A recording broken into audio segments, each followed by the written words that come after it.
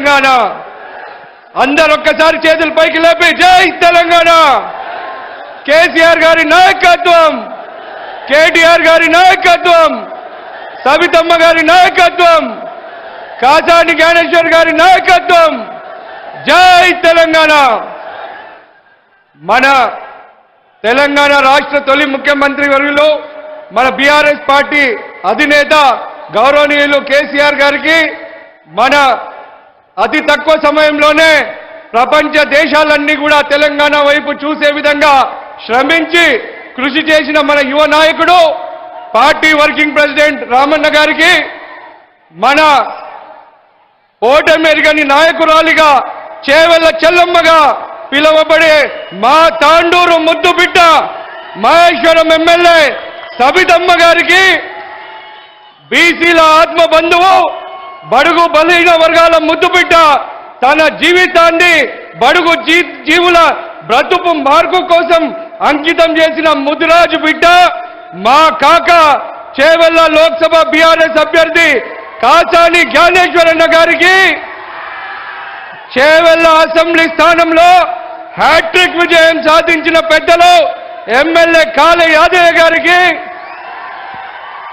మన షేర్లింగంపల్లి ఎమ్మెల్యే గారు గాంధన్న గారికి, రాజన్న గారు ఎమ్మెల్యే ప్రకాశన్న గారికి, వికారాబాద్ జిల్లా అధ్యక్షులు మెతుకు ఆనందన్న గారికి, పరిగి మాజీ ఎమ్మెల్యే మహేష్ అన్న గారికి, వేదిక పైన ఎమ్మెల్సీ మల్లేష్ అన్న గారికి, వాణి మేడం గారికి, దయానందన్న గారికి, వేదిక పైన ప్రజాప్రతినిధులకు, సీనియర్ నాయకులకు, కార్యకర్తలకు, చేవెళ్ల పార్లమెంటు నలుమూలల నుంచి విచ్చేసిన బీఆర్ఎస్ పార్టీ కుటుంబ సభ్యులకు ప్రతి ఒక్కరికి కూడా పేరు పేరున శిరస్సు వంచి నమస్కరిస్తా ఉన్నాను.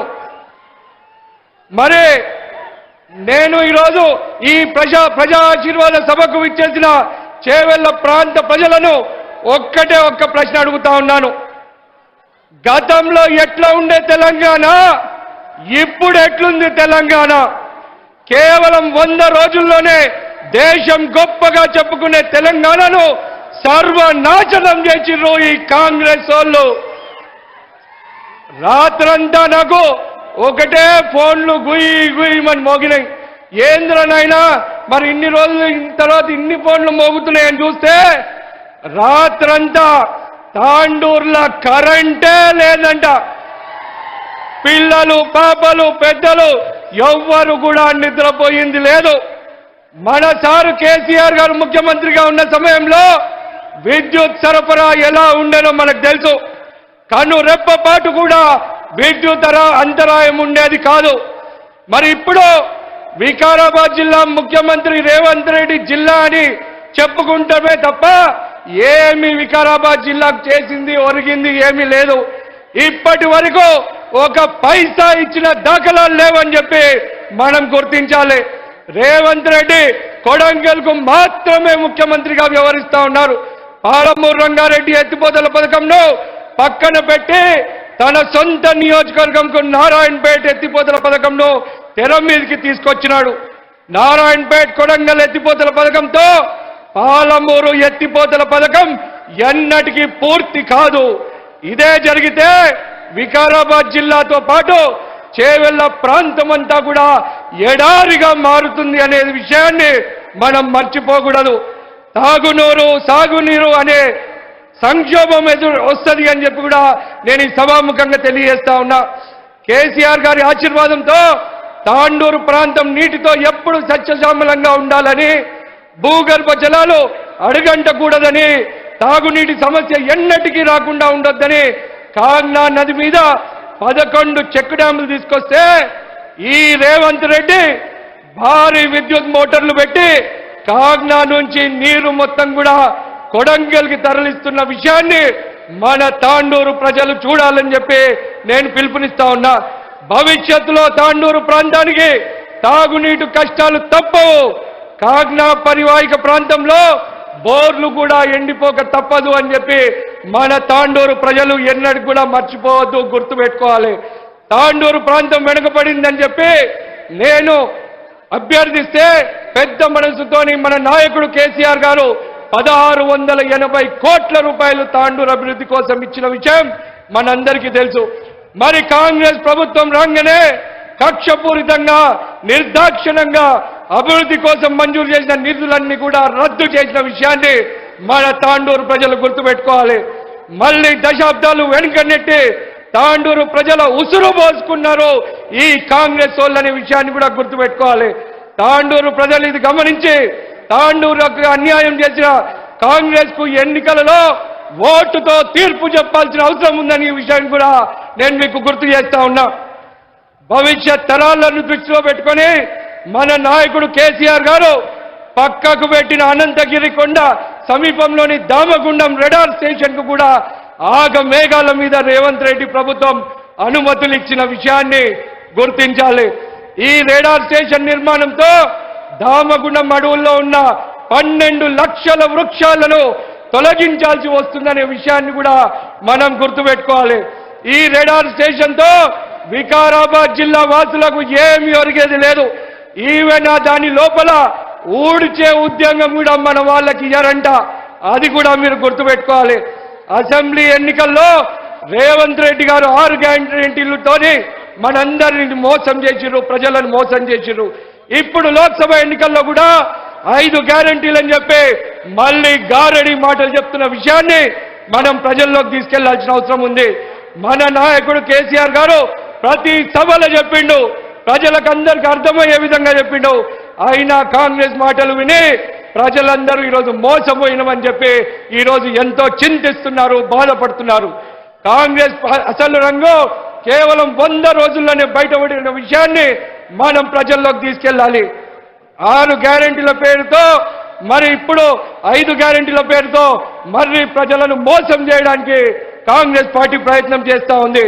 నేను ఒకటే మిమ్మల్ని అడుగుతా ఉన్నా, చెప్తా ఉన్నా, మరి మన బీఆర్ఎస్ పార్టీ ఖతమైతుంది, అందరూ పోతున్నారని చెప్తున్నారు. పోయే వాళ్ళు పోతారు, కొత్త నాయకులు తయారవుతారు.